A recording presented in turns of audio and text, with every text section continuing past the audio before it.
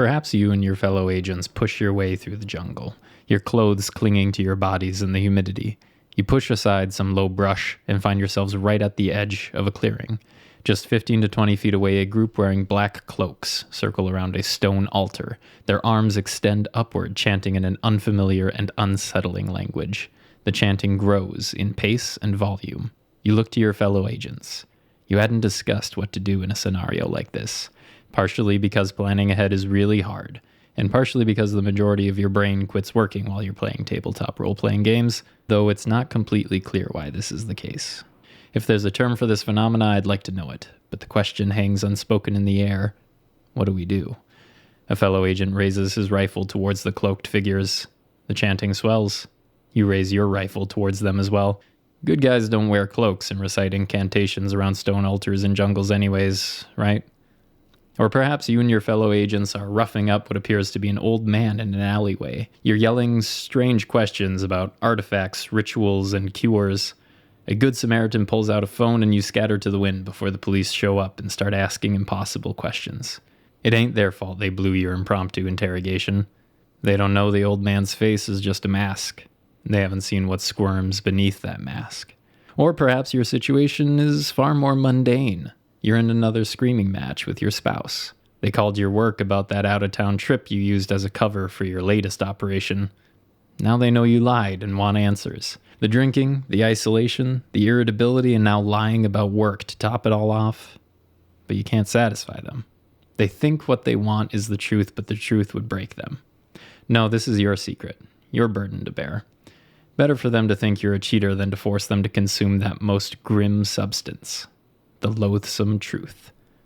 I'm Salty Duchess, and if any of these scenarios sounded familiar, perhaps you've already played Delta Green. If they sounded intriguing, then perhaps you might want to give it a try. In either case, I'm here to answer the question, what is exciting about the Delta Green tabletop role-playing game? In Delta Green, you play as someone who is, or is soon to be, a participant in the Delta Green conspiracy. The goal of the Delta Green conspiracy in its various forms is to respond to unnatural incursions, minimize its effect, destroy it if possible, and cover it up to prevent the spread of its influence. Delta Green draws heavily from the Cthulhu mythos.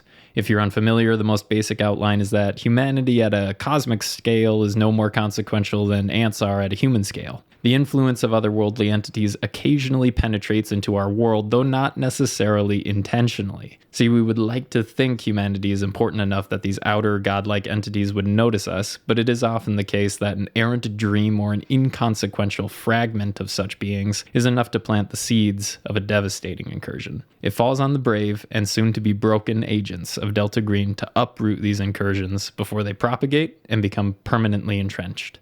One day they will fail, and humanity will fall. But until then, they are the unsung bulwark of humanity against cosmic horror. Understanding this theme is important. There will be an inevitable desire to think Delta Green is about guns, solving a mystery, or killing an enemy. But as the Agent's Handbook so succinctly puts it, Delta Green is truly about the end. The end of everything and your place, your story within that end.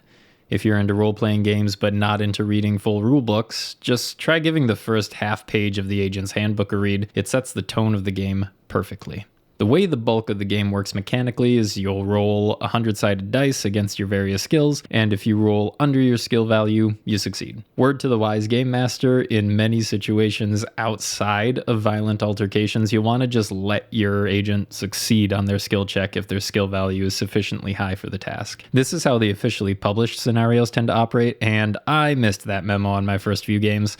Failure is pretty common in this game if you roll the dice for everything, as my poor players found out. What skills you will have as an agent is determined by your profession, plus you can boost a few skills of your choice. Your profession also determines how many bonds you have, which I will gush about later. Bonds are an incredible aspect to this game. Often your profession will align with a federal agency in some way so that your agent can be employed by them. It's far from a requirement, but Delta Green likes recruiting people in positions of power so that, if necessary, that power can be abused to further Delta Green's, and by extension humanity's, agenda. If your agent is lucky, they will be ripped in half, shot, or in some other brutal fashion swiftly and physically eliminated. Those are the lucky ones. The unlucky ones will slowly decay and rot from the inside until they can no longer function, and who they were has been stripped away layer by layer. Whilst many role-playing games are about the upward ascension of a character and their powers, Delta Green is best experienced as a downward spiral, this being experienced mechanically through the sanity system. Whenever your agent experiences helplessness, violence, or something unnatural, they may face the loss of sanity. This may cause them to temporarily lose control or even develop ongoing disorders after losing enough sanity. You can try to keep yourself together with some alone time in nature or perhaps by seeking therapy, but this can be tricky. Therapy is grounded in honesty, and in many cases, an agent cannot be truly honest with their therapist without facing criminal repercussions or perhaps even becoming the next Delta Green mission. Those who spread the effects of the otherworldly to the uninitiated, even just verbally, inevitably find themselves at the barrel end of a containment team. Your agent does have one effective, horrible, and flavorful tool to prevent the loss of their sanity, which is their bonds. Bonds in Delta Green are one of my favorite systems across all tabletop games I've been exposed to. The high-level outline is this. A bond is an individual or group that is important to your agent. These aren't just people you kinda like, they are what is keeping you tethered to humanity. And whenever you suffer sanity damage or are about to undergo the effects of a disorder or temporary insanity, you can project some of that experience onto your bond. Mechanically, this protects you from some of the sanity damage or effects of temporary insanity, but reduces your score with that bond, and if that bond score reaches 0, the bond is destroyed. It's in the non-mechanical effect that this system truly comes to life. Whenever you reduce your score with a bond, at the next opportunity, you roleplay out the effect. What exactly did your agent do to hurt these people who are closest to them? The very people who mean the most to them, who keep them connected to humanity, the people now being utilized as a mere resource to get them through their mission with Delta Green. It can manifest in so many ways, from simply ignoring an important text all the way to locking yourself inside your office and refusing to play with your child, even though they haven't seen you in days, all because you feel so empty and soulless after the things you've seen that you're not sure how to face them. Eventually, Delta Green will take everything from you. Not because they want to, but because they have to. Because humanity needs you. Because if you don't do it, someone else will have to. At the end, there will be no one left in your life, and soon after, you yourself will become nothing.